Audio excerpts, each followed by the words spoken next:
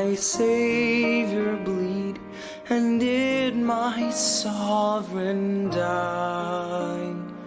Would he devote that sacred head for such a worm as I?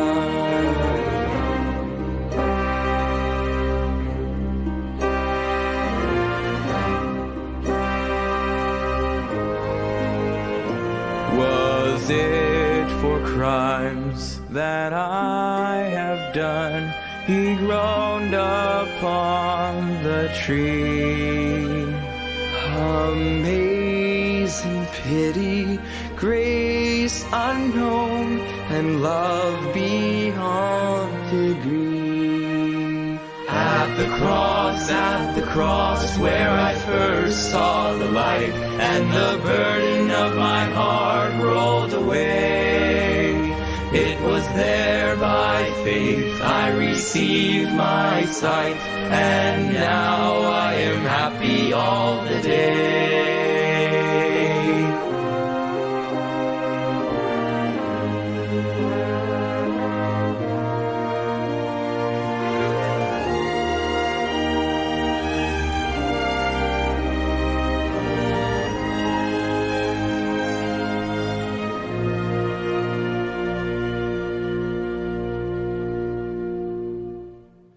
But drops of grief can ne'er repay the debt of love I owe. Here, Lord, I give myself away. 'Tis all that I can do. At the cross where I first saw the light, and the burden of my heart rolled away. It was there by faith I received my sight, and now I am happy all the day.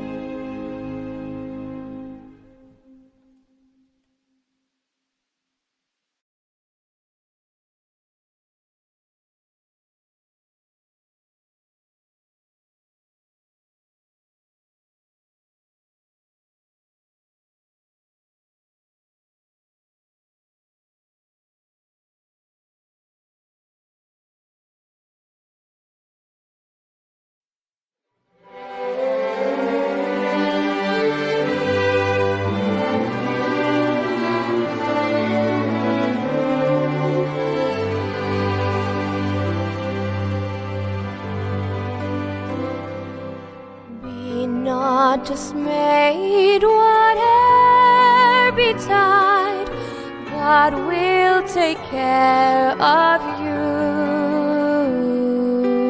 Beneath His wings of love abide, God will take care of you. God will take care of you through every day or all the way. He will take care of you. God will take care of you.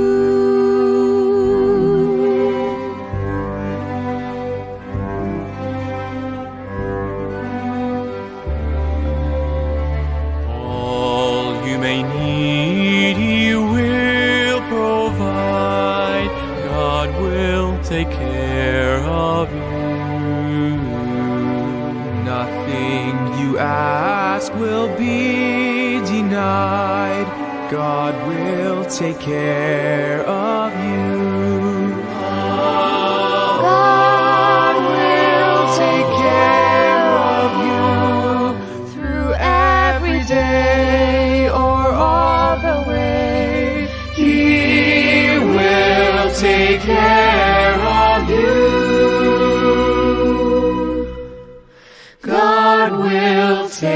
care of you.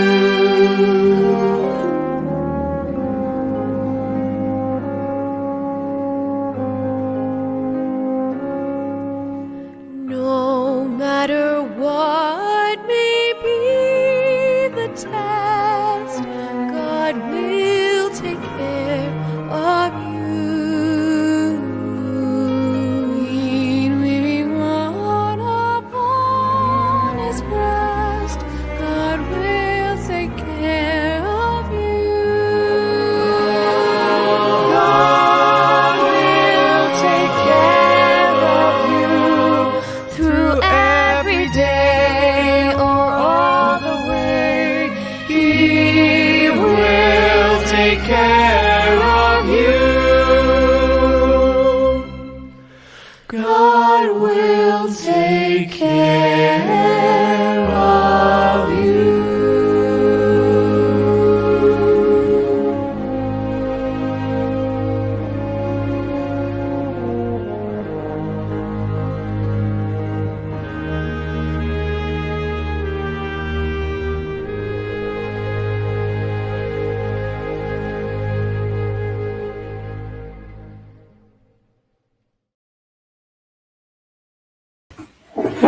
Okay, good morning po and happy Sabbath sa lahat ng aming kasama at sa likod po ng kamerang ito.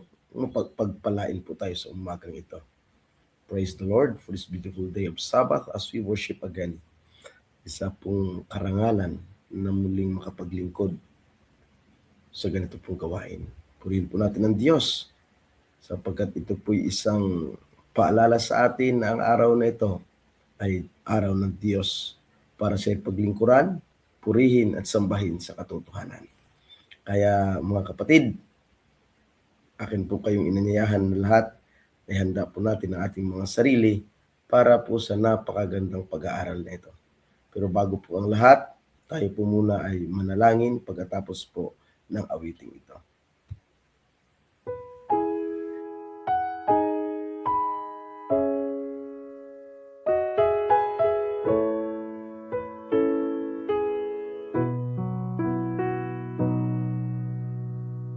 When your days are dark and bleak, when your strength is growing weak, when you feel there's no relief, you're alone and no one sees,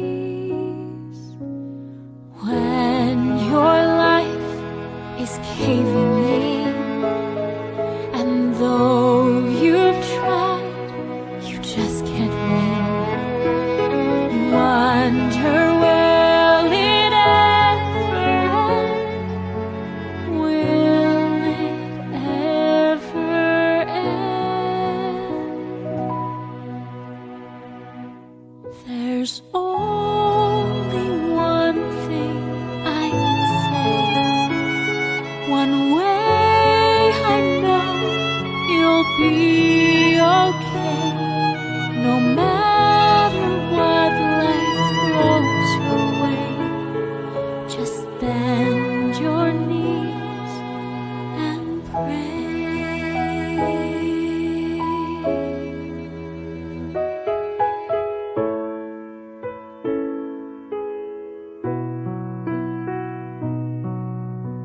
You'll find a friend in Jesus Christ, 'cause all for you He sacrificed. He sees each tear fall from your eyes. He hears you asking why. There's only one thing I can say. One way I know you'll be okay. No matter what life throws your way, just bend your knees and pray.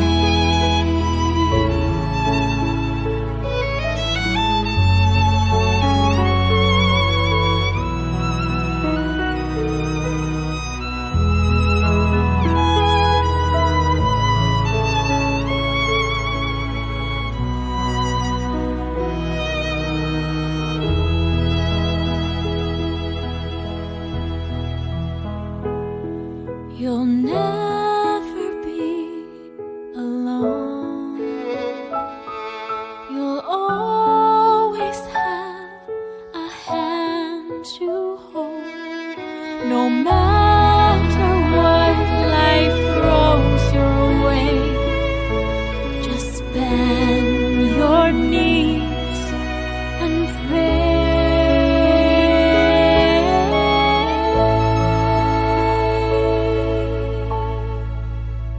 Just bend your knees and pray.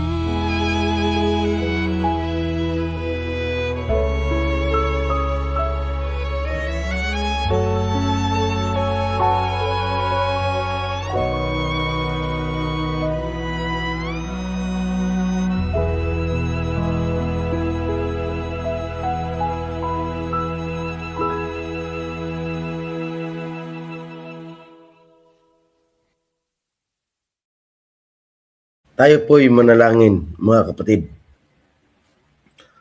Mapagpala, dakila at makapangyarihan po naming Diyos, ngayong araw ng Sabat, lubos ang aming pasasalamat, lubos ang aming pagsamba at paggalang sa inyo, at pagkilala sa inyo bilang aming Diyos, personal naming tagapagligtas, Diyos ng aming buhay, Diyos na puno ng pag-ibig, makapangyarihan sa lahat, at ang luklukan ay nasa kataas-taasan ng mga langit. Sinasanggalang kami sa lahat ng silo ni Satanas. Pinapatibay kami sa lahat ng pagsubok ng buhay. Pinatatatag kami sa lahat ng aspeto ng aming buhay. Ikaw ang aming Diyos na laging handa upang kami akayin, upang kami buhatin, at kami proteksyonan sa lahat ng pagsubok na dumarating sa aming buhay. Lubos ang aming pasasalamat, Panginoon, na ikaw ang aming Diyos, sapagkat sa buong 6 na araw na nakalipas, nagpapatuloy ang iyong pagkalinga sa amin. Kahit na kung saan marami kaming mga kasalanang ginagawa sa inyong banal na harapan. Marami kaming pagkakamali. Marami kaming mga masamang ginagawa sa inyo. Pero patuloy nyo pa rin kaming pinatatawad, binibigyan ng pagkakataon na mamuhay na mayroong kabanalan at kaayusan, na maging handa kami na nasa salubong sa iyo sa mga lapap ng mga langit. Panginoon, sa umagang ito, linisin po ninyo ang aming puso't isipan. Muli bigyan kami ng magandang puso. Pusong mapagpakumbaba, pusong mapagmahal, at pusong mapagkalinga, upang maihayag namin ang katotohanan, maipakita namin ang inyong banal na salita at ang inyong banal na pag-ibig sa aming kapwa. Panginoon, sa umagang ito, kahit kami, Panginoon, ay nakakaranas ng mga karamdaman, maraming salamat na sa araw ng Sabat na ito, ikaw ang aming Diyos. Ikaw ang aming sinasamba. Ikaw ang kinikilala naming tagapagligtas. Kaya't naniniwala at nanampalataya kami, dakilang Diyos, lahat ng aming mga mahal sa buhay, lahat ng aming mga kaibigan, lahat ng aming mga nakakakilala, lahat ng nakatala sa listahan ng panalangin. Panginoon, lahat ng mga taong ito na may karamdaman, iba't ibang karamdaman, iba't ibang kalagayan, naniniwala kami, Panginoon, nagagamit kayo ng mga tao, mga doktor, na siyang titingin sa kanila, na inyong gagabayan at pagpalain, at kanilang maramdaman ang inyong banal na pag-ibig at ang inyong banal na kapangyarihan, na hihipo sa kanila upang sila'y gumaling at magpatuloy ang kanilang buhay na naglilingkod at may katapatan sa inyo. Ano man ang mga karamdamang ito, naniniwala kami, Panginoon, na inyong bibigyan ng kalunasan at manumbalik ang kanilang kalakasan sa pisikal na pangatawan. Gayon din, dakilang Diyos, ang mga gamot na kanilang iniinom, bendisyonan po ninyo, Panginoon, upang makatugon ito sa pagpapabilis at pagpapatuloy na pagpapagaling nila, na hindi maapektuhan ang ibang parte pa ng katawan, kundi ang target lang po, Panginoon, ay ang kanilang karamdaman. Gayon din sa nalulumbay, nalulungkot, nanghihina sa pananampalataya, gumamit po kayo, Panginoon, ng mga tao na siyang aakay sa kanila, aakay sa bawat isa, upang magkaroon ng matibay na pundasyon at sila hindi mawalay sa inyo. Bagkus sa araw ng Sabat na ito, magkakasama kami magpupuri at magsasamba sa inyo. Sa lahat ng naaabot ng aming mga programang ito, Panginoon, pagpalain ang bawat isa. ingatan at ilayo sa mga kapahamakan. Ipagkaloob ang pinakamainam sa kanilang buhay at magkaroon ng kaayusan na sa araw ng Sabat kanilang maramdaman ang iyong kabanalan at magkaroon sila ng pagkakataon ni kay purihin at sambahin sa katotohanan. Please Lord, nakikiusap kami, nananampalataya kami, naniniwala kami na sa pamamagitan ng banal na kapangyarihan, ang bawat isa sa amin ay pagbuklurin ninyo, pagtitibayin sa pananampalataya at pagbibigyan ng pagkakataon na mamuhay sa inyong kapangyarihan at mamuhay na mayroong katatagan sa buhay na kahit anong silo ni Satanas, kahit anong pagsubok ang dumating sa amin, kami magtatagumpay. At pagdating ng panahon sa pagtunog ng trumpeta, kaming lahat ay magkakasama, mga mahal namin sa buhay na namatay, mga mahal namin sa buhay na hindi po namin nakapiling, magkakasama kami na babangon at titingala at titingin sa iyong karong pagparito. Kaming lahat, Panginoon, ay magsisigaw, darito na ang aming Panginoon na matagal na naming hinihintay. At magkakasama kaming paririyan sa langit na bayan at mamumuhay kami na mayroong kasaganaan, mayroong kasiyahan, may pagsamba at pagpuri sa inyo magpakailan-kailanman. Kasama ka namin hanggang kami ay magkaroon ng tagumpay sa pangakong ito. Panginoon namin Diyos, patawad sa lahat ng aming pagkukulang at pagkakasala, ang bendisyon ng banal na Espiritu, ang karunungan ng langit, ang siyang aming mararanasan sa umagang ito. Ito ang aming dalangin sa pangalan ni Jesus na tagapagligtas. Amen. Okay. Maraming salamat po sa mga maagang gumising. Nakapiling po namin. Ang pinakamaaga po natin ay si Ma'am Jane Catherine Monte Alto Rosita. Good morning po sa inyo. Kay Ate Olive, good morning po. Kay Ma'am Eleanor de Leon Villanueva, good morning and happy Sabbath din po sa inyo. Kay Ma'am Belma Bumatay, God bless po ma'am. Have a blessed day. Alam namin na kakalingain ka ng Panginoon sa gitna ng iyong karamdaman. Ang aming panalangin patuloy na pagtitibayin, palalakasin kayo ng Diyos.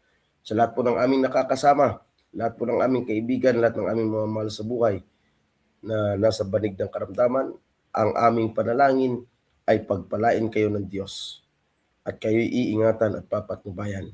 Bibigyan ng kagalingan sa lahat ng inyong karamdaman. Kay Ma'am Nemsi, blessed Sabbath po everyone. Kay Ate Imelda Tanyedo, good morning po. Kay Ate Erlinda Esteban Monte Alto, good morning po. Kay Isel Pimentel Miesa, good morning po and happy Sabbath po sa lahat. Sa lahat po, happy Sabbath. Sa Gutad, Tanyag, Kalintaan, Rizal District, dito po sa Comu 2 District, sa Paradise, good morning po and happy Sabbath sa inyong lahat. Sa lahat po ng nakakasama namin sa gawaing ito, happy Sabbath po sa inyong lahat. Okay, so ako po ay lubos na nagpapasalamat na muli tayong nakabalik sa programang ito. Na marami lang po tayong pinagkakaabalahan bilang leader po ng ating paaralan. Ay talagang marami po tayong ginagawa. So, pagpupurihin po natin ang Diyos. Natatapos na po ulit ang isang taon ng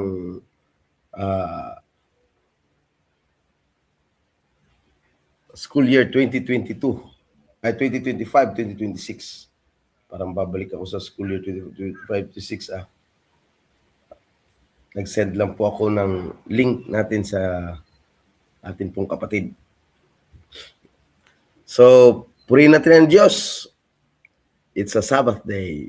Parang masarap sa buhay na tayo po ay may araw ng pagsamba, paglilingkod sa Diyos. Okay?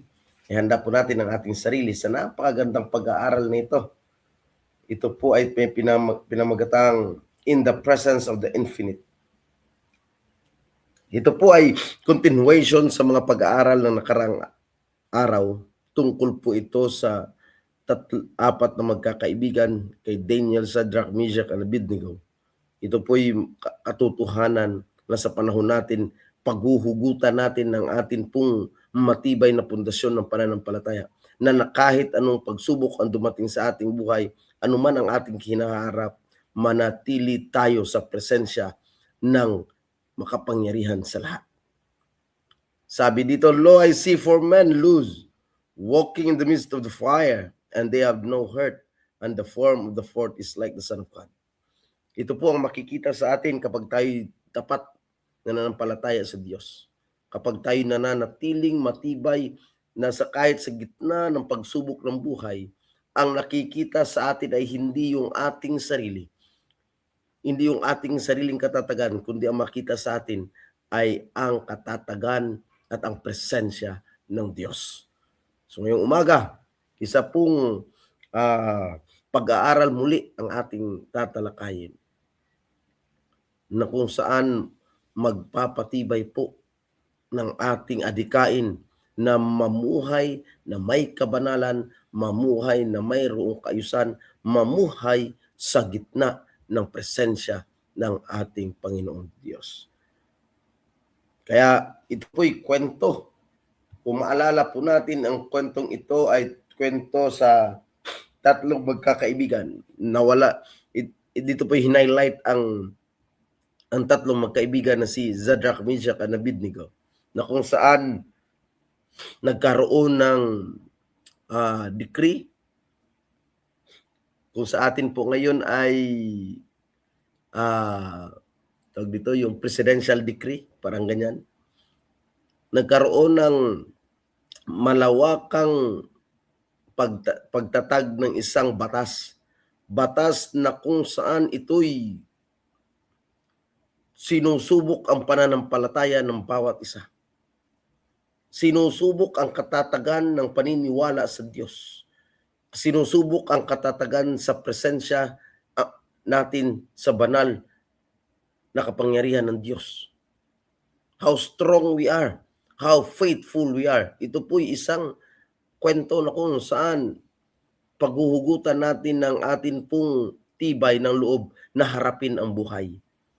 So kung maalala natin, nagtatag sila ng tinatawag na decree na kung saan lahat ay sisimba tuwing tutunog ang isang paalala para lumuhod sa rebultong ginawa. Pero yung tatlong magkaibigang ito ay hindi natakot. Hindi sila kumbaga yumukod. Hindi sila nagpadala sa batas nito na kahit ikakasira ng kanilang buhay at kanilang pamumuhay, mananatili silang matatag. Ito po'y kaibahan sa mga pangyayari na nakatala sa Biblia. Ito'y kagandahan na makita natin ang katotohanan.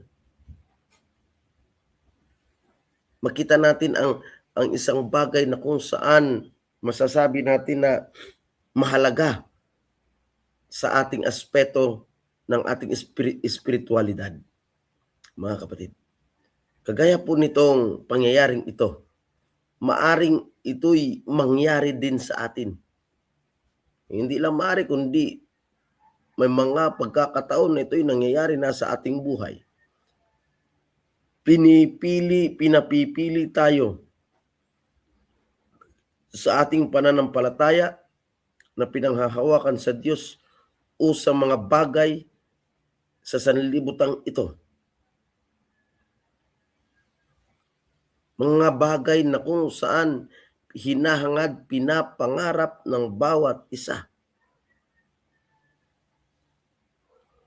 Maging kagaya kaya tayo ng tatlong magkakaibigang ito na tatayo sa katotohanan na hindi tatalikuran ang kanilang pananampalataya at hindi tatalikuran ang Diyos, na kahit ang kapalit ng pananampalatayang ito, kahit ng kapalit ng kanilang buhay, ay ng desisyong ito ay ang kanilang buhay.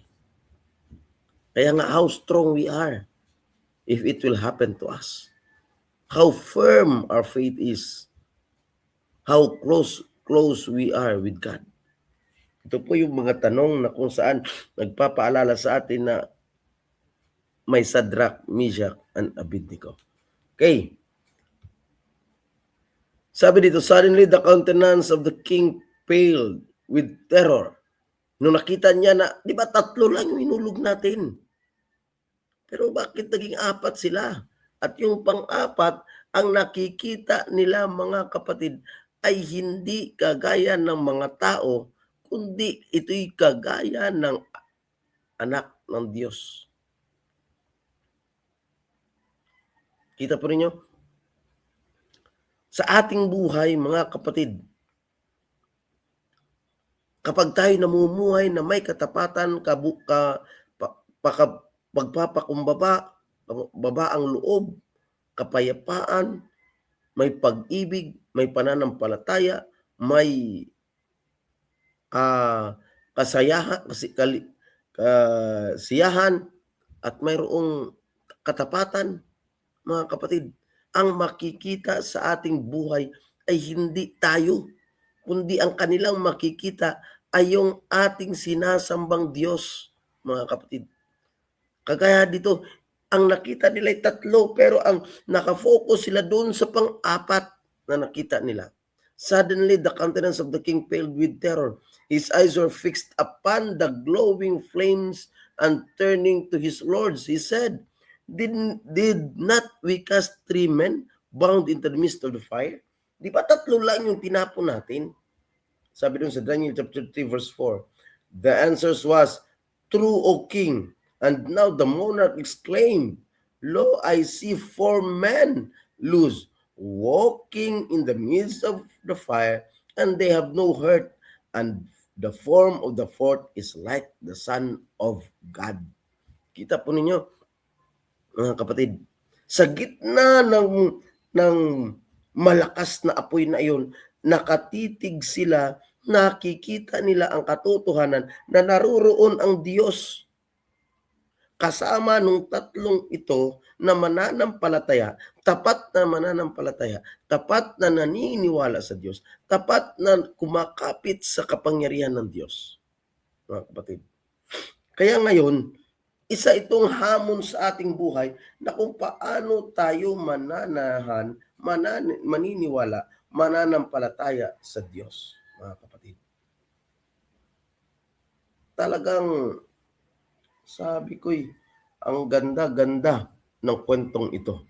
Nanawa pagdating ng panahon makita din sa atin. Sabi ko sana'y makita din sa akin na sa panahon ng mga ganitong kapigatian ng buhay, sa ganitong pagsubok ng buhay, ang makikita ng mga tao ay hindi ang katatagan ko, kundi ang makita nila ay katatagan ng Diyos.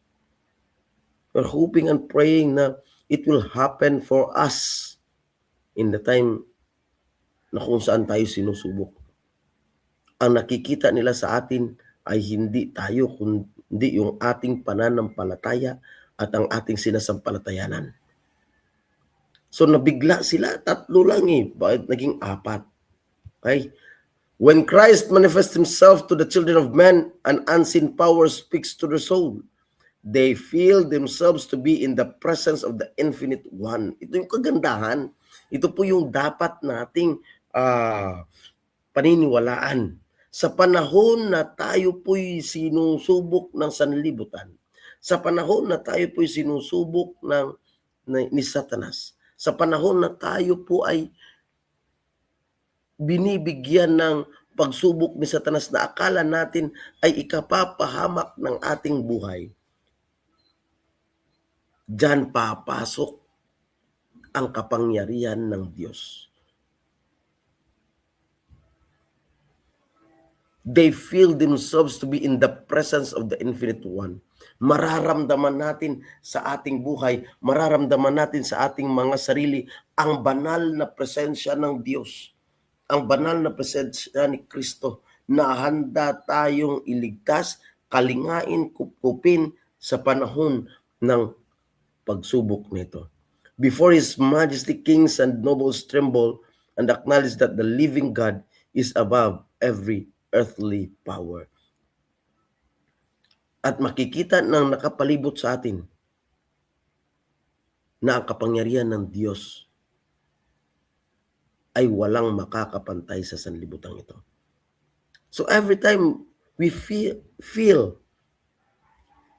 yung hirap, yung pagod, yung sakit, yung pagsubok na kung saan pwedeng ikasisira ng ating pananampalataya, let us stand firm. Let us be faithful. Dahil ang kapangyarihan ng Diyos ay hindi niya ililimit, full force niyang ibibigay sa atin, mga kapatid.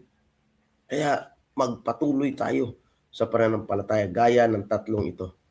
With feelings of remorse and shame, the king exclaimed, "Ye servants of the Most High God, come forth."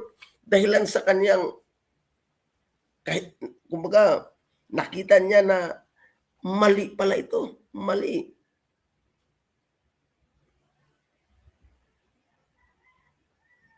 Marinig din natin sa mga taong ito, "Yes, servants of the Most High God, come forth." Nung tinawag ito, nung nakita ng hari, talagang siya'y nagpatira pa. Siya'y tinanggap niya ang kanyang kamalian. Tinawag niya ang tatlong ito, "Yes, servants of the Most High God, come forth." And they obeyed, showing themselves unhurt before that vast multitude, not even the smell of the hair being upon their garments. Kita po niyo, walang nasunog kahit isa sa parte ng kanilang buhok, kahit yung kanilang damit na sinusuot ay walang nasunog kahit isa. That is how powerful our God is. Ganun ka makapangyarihan ang ating Diyos. So sa ating panahon ngayon, we are not facing that kind of activity na kung saan susunugin tayo. Pero sa ating araw-araw na buhay, sa ating araw-araw na pakikipagbaka sa sanlibutan ito, nariyan ang furnace na kung saan nagsusunog ng ating tunay na pananampalataya at buhay.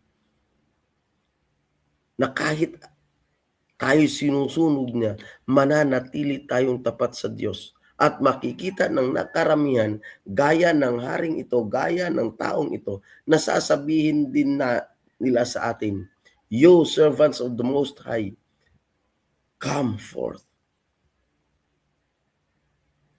Ang ganda, mga kapatid. The great golden image set up with such display was forgotten. The king published a decree that anyone speaking against the God of this man should be put to death, because there is no other God that can deliver after this sort. Kita po ninyo, yung kanilang golden image na tinayo ay hindi na napansin yon, mga kapatid. Ang nakita na ng hari, ay yung kapangyarihan ng Diyos na nagliligtas. Kapangyarihan ng Diyos na walang makakapantay. Kaya nga ang sabi niya, pag sino man ang taong kumontra, lumaban sa Diyos ng mga taong ito, ay papatayin. Kasi walang ibang Diyos na pwedeng mag-deliver sa ganung pagkakataon. Totoo sa ating buhay araw-araw, sa ating paglilingkod, mga kapatid, sa ating araw-araw na paglalakbay. If there is no God upon us, if we are not keep praying and praying and praying and asking for the presence of our holy God, wala tayong kaligtasan. Wala tayong kasiguruhan ng buhay. But if we always hold on to the promises of God, mga kapatid, hindi tayo mapapahamak. Hindi tayo mapapahamak anuman ang mangyari sa ating buhay. Talagang mararamdaman natin na ang kapangyarihan ng Diyos ay tapat sa bawat isa, na kung saan i-deliver niya tayo sa tunay na kaligtasan. These three Hebrews possessed genuine sanctification. True Christian principle will not stop to weigh the consequences. It does not ask, what will people think of me if I do this? Or how will it affect my worldly prospects if I do that? Hindi po natin yung totoong Kristiyano, hindi po natin binabase yung ating kaligtasan. Ano bang nagawa ko? Ano bang mayroon ako sa sanlibutan ito?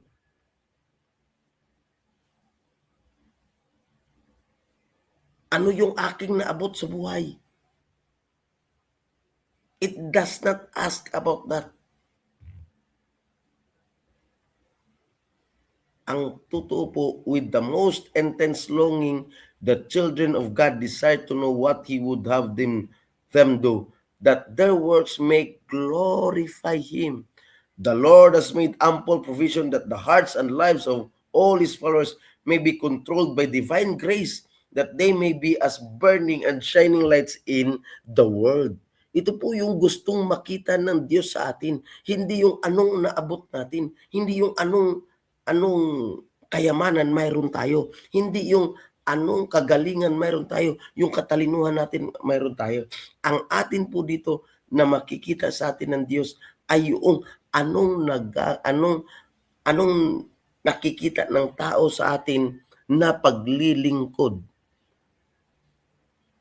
Paglilingkod na naghahayag ng katotohanan, paglilingkod na naghahayag ng kapangyarihan ng Diyos, paglilingkod na naghahayag ng pag-ibig ng Diyos. We must be the burning and shining lights in the world, mga kapatid. Tayo po dapat yun. Pasensya po at ako po'y merong ngayon sipon. Ito po yung dapat ang makita sa atin ng mga nakapalibot sa atin. Like those three friends. Everyone who saw them became, kumbaga talagang nagtanong, anong meron? Bakit sila ganun protektahan ng Diyos? Sino yung kanilang Diyos? So, it will remind us the Matthew 5 verse 16. Ito yung magre-remind sa atin sa Matthew 5 verse 16 na bawat hakbang ng ating buhay, bawat kilos ng ating buhay, bawat pananampalataya nating pinanghawakan, pananampalataya natin ay dapat gumagalaw at namumuhay na mayroong pagtatagumpay. Take note about it, mga kapatid. That they may see our good works and glorify our Father which is in heaven. Na magdideklara din ang mga nakakakita sa atin, mga kapatid. Magdideklara din na sasabihin nila, tayo din ay sasamba sa Diyos na kanilang sinasamba. Like the king. Kinilala nila ang kapangyarihan ng Diyos. Talagang napakasarap maintindihan, mga kapatid, maunawaan na kung tayo totoong Kristiyano, ang ating sentro ng ating pamumuhay at paglilingkod ay walang iba kundi ang Diyos at ang Kristo na ating pinaglilingkuran. Sabi pa dito, these faithful Hebrews possessed great natural ability. They had enjoyed the highest intellectual culture and now occupied a position of honor. But all this did not lead them to forget God. Ito po yung kagandahan sa tatlong iyon. Naihayag sila sa pinakamataas na kapangyarihan. Nagkaroon ng magandang hanap buhay. Nagkaroon ng mga kayamanan sa sanlibutan. Pero hindi nila kinalimutan ang Diyos. Ito kasi minsan ang nangyayari sa atin, mga kapatid. Kapag natanggap natin ang kayamanan ng sanlibutan, nakakalimutan natin ang Diyos. Kapag tayo mayaman, nagkakaroon ng maraming pera, kapag tayo umaangat sa buhay, nagiging mayabang po tayo. Parang ang gusto nating ipresenta ay kung anong mayroong kakayahan tayo. Hindi natin Isinasaalang-alang na kung anong kakayahan ang Diyos para gawin ang bagay na ito para sa atin. Na kung saan man, pag ikaw manampalataya din, ganun din ang mangyayari sa iyo. Yun dapat. Hindi yung makikita sa atin yung ating kayabangan, yung ating pagmamataas, yung ating kayamanan sa sanlibutan, yung ating kagalingan, yung ating degree na pinanghahawakan. Hindi yun dapat.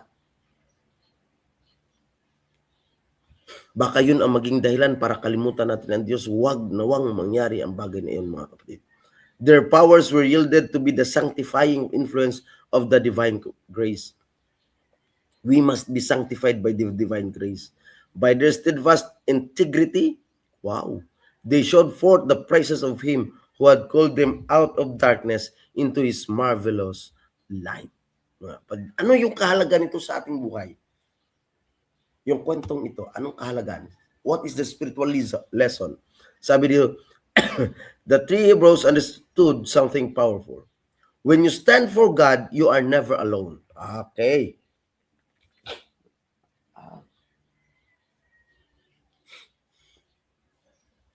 When you stand for God, you are never alone.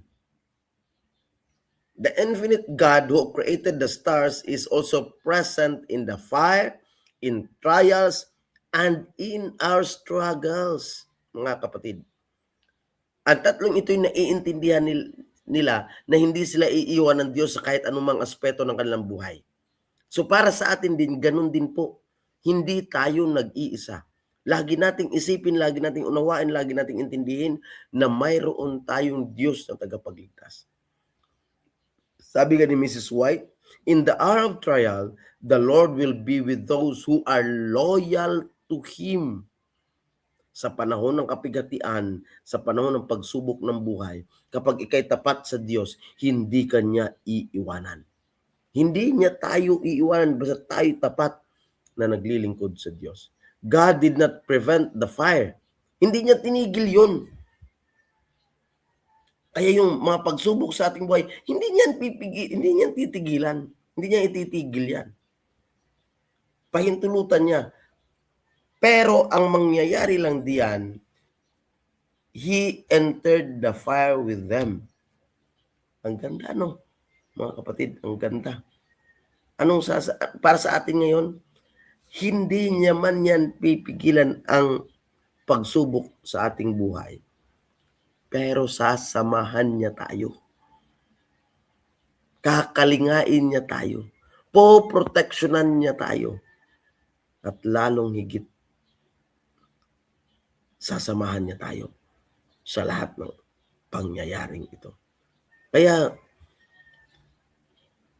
kahit ano pong mangyari sa ating buhay, if we are with God, mamatay man tayo, mabubuhay man tayo, na madatnan ng Diyos, we are secured. We are secured, mga kapatid. Sabi dito, today we may not face a literal furnace, but we face other fires. Hindi man natin yun makaharap ngayon. Pero itong mga fires nito ang makakaharap natin. Pressure to follow the crowd. Go with the flow. Yan eh. Itong sikat ngayon, ganito din tayo. Huwag nawa. If the crowd is against God, let us not follow them. But we stand firm for our God. If the crowd ay bigyan ka ng pagtalikod sa Diyos, huwag kang tumalikod sa Diyos. Kapag ang crowd ay binigyan ka para sundin ang layaw ng sanlibutan, huwag mong sundin ang crowd. Kapag ang crowd ay dadalhin ka sa kapahamakan, tumalikod ka sa crowd at humarap ka sa Diyos. They are not the one to save you. Only Jesus Christ can save you. Temptation to compromise our faith. And yan, ang mga temptation para magkompromiso ang ating pananampalataya. Hanap buhay, pera, katanyagan, Sa totoo lang, nakakalungkot minsan na sa ating buhay ang araw ng Sabado ay nakukompromiso na. Gusto natin makilala ng sanlibutan.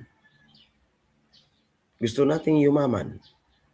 Gusto nating magkaroon ng maraming kayamanan sa sanlibutan kahit nakukompromiso na ang ating pananampalataya. Seventh-day Adventist attend sa Friday night, Saturday,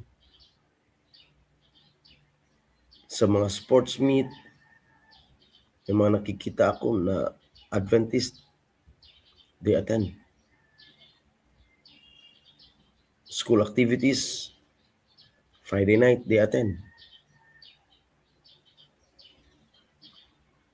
Mga manggagawa, workers, pumapasok ng araw ng Sabado. Parang ginawa nating literal day ang araw ng Sabado. Nakukompromiso ang ating pananampalataya. Nakukompromiso ang ating paniniwala sa Diyos. I hope those temptations, walang temptation ang si Satanas na hindi maganda. Everything under the sun is beautiful.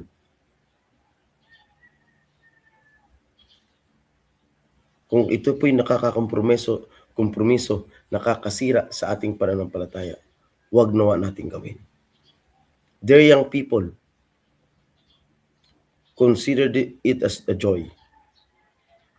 Be faithful to God. Huwag namang mangyari. Fear of standing alone.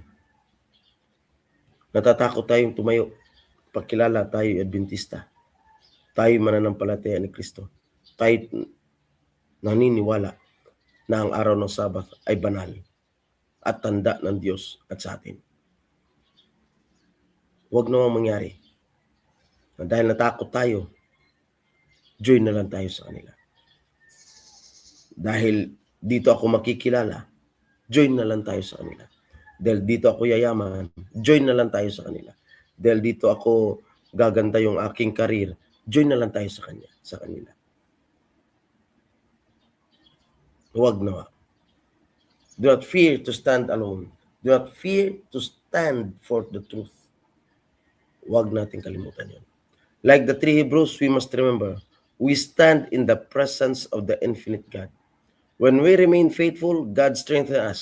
When we remain faithful, God walks with us. And when we remain faithful, God delivers us in His way and time. Mga kapatid, alalahanin natin ang awitin na kung kamtan mo man ang mundo. Kung kamtan mo man ang mundo't kanyang yaman, maging palasyo man ang iyong tahanan, makamit mo man ang lahat ng bagay sa sanlibutan, lahat ng iya'y pawang walang kabuluhan. Hanggat di mo nadarama ang palad ng Diyos Ama, ay di mo makakamtan ang walang hanggang pag-ibig niya. Hanggat di mo nababatid ang daang tungo sa langit, di mo makakamtan ang kanyang pag-ibig. Ang ganda-ganda ng paalalang ito, mga kapatid. Maging tanyag tayo sa sanlibutan ito, makilala tayo, mayaman tayo, tumaas ang degree natin, tumaas ang ating kita, tumaas ang mayroon man tayo. Pero kung wala, hindi naka-anchored ang ating buhay sa Diyos, sa prinsipyo ng katotohanan, sa prinsipyo ng pananampalataya, everything is useless. Sasabihin lang din sa atin, na gaya ng sinabi ni Solomon, everything is vanity. Walang kabuluhan, walang halaga. The only treasure that we can give and offer to our God is our faith, our true faith, our true principles, our true character. Mga kapatid. Kaya, sabi dito, The story of Shadrach, Meshach, and Abednego teaches us that when we stand for God, the world may threaten us, the fire may come, but the Son of God will stand with us. So today, let us choose to be faithful, knowing that we live in the presence of the infinite. Ito po ang ating konklusyon ngayong umagang ito. Ang kwento ni Shadrach, Meshach, and Abednego ay kwento ng bawat mananampalatayang tapat. Kwento ng bawat mananampalatayang hindi tumatalikod sa Diyos. Kwento ng mananampalatayang nananatili sa presensya ng walang hanggan.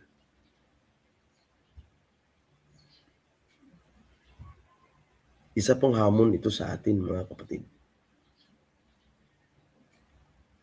Kung paano po tayo maging tapat na mananampalataya. Maging tapat na katiwala ng Diyos. Maging tapat na lingkod ng Diyos. Sa atin sa umagang ito, isang hamon. Anuman ang i-offer sa atin ng sanlibutan, anuman ang pagsubok na ibigay sa atin ni Satanas, we are not alone. The Son of God will stand with us. Every trials of our lives, the Son of God will stand with us. Every beautiful moment of our lives, the Son of God will stand with us. Every chapter of our lives, the Son of God will stand with us. In times of troubles, sicknesses, if we are faithful, the Son of God will stand with us. Alalahanin po natin ang mga bagay na ito. Maraming pong salamat and happy Sabbath po. Good morning po kay Glemar Ison, kay Isa Pimentel Miesa, kay Sir Andoy Mariano, kay Ma'am Wilma Olivar. Good morning po and happy Sabbath po sa lahat.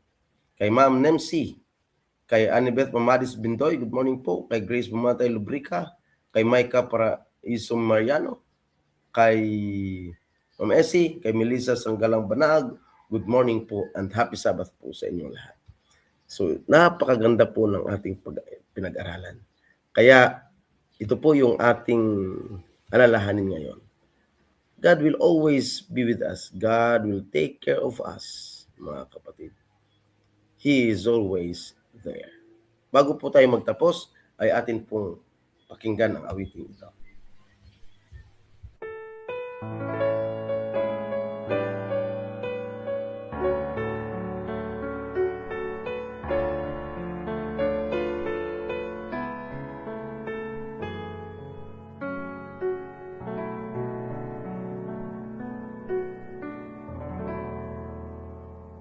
He is there when the first uncertain breath of life is taken. He is with us when our mortal souls awaken, so unaware. He is there, close beside us in each moment we are given, there to light our way and lead us home to heaven.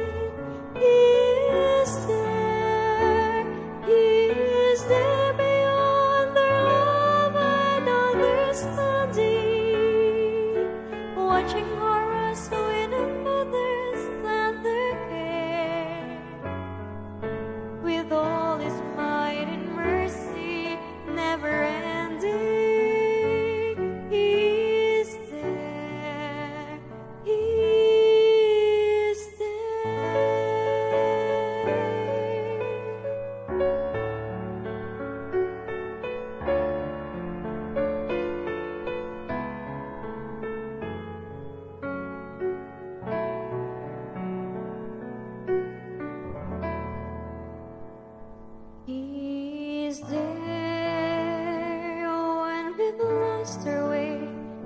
wonder in our blindness. Help unfailing with no other help can find us in our despair. He is there when our broken hearts reach out to Him for healing. There to lift us up and set our spirit singing. He is there. He is there with love beyond our understanding, watching over us with a mother's tender care, with all His might and mercy never ending. He is there. He is there.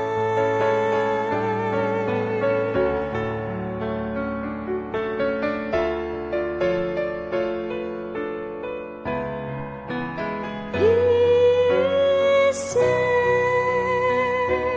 Oh, the comfort in His promise of salvation.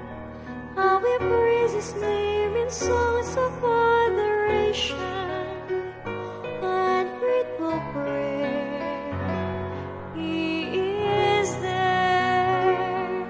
That the shivering are and joy and still are weeping. Ever constant, ever faithful, never ceasing. He is there. He is there with love beyond our understanding, watching over us with a mother's tender care, with all His might and mercy never ending. He is there. He is there. He is there. He is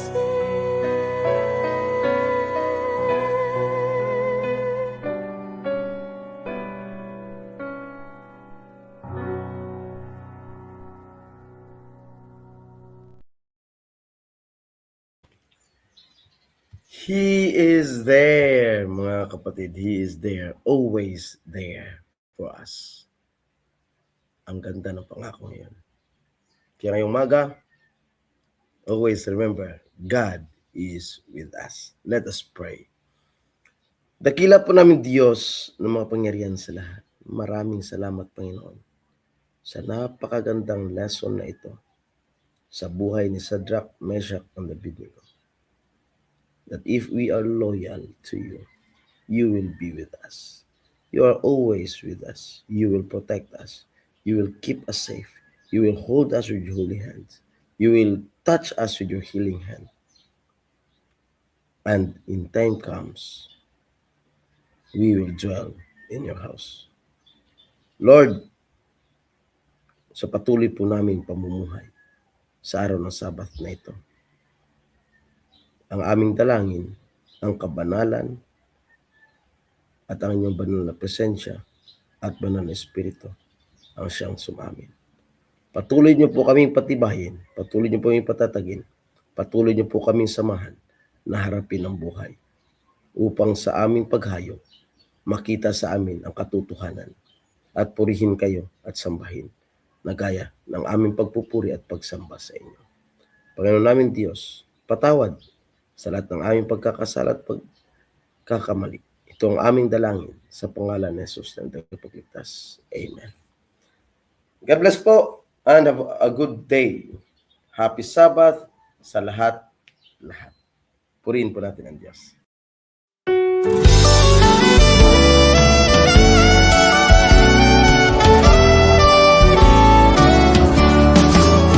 We have been called to follow Christ. We are to preach, we are to teach, we are to fight. So where you lead me, I will go. Touch my lips, by your strength I will go.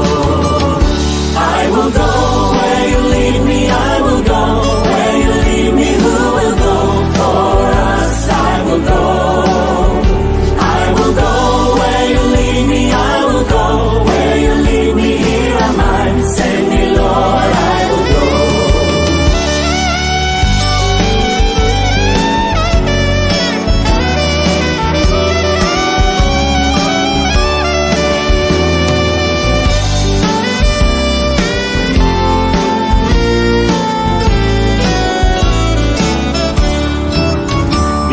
my eyes have seen the King.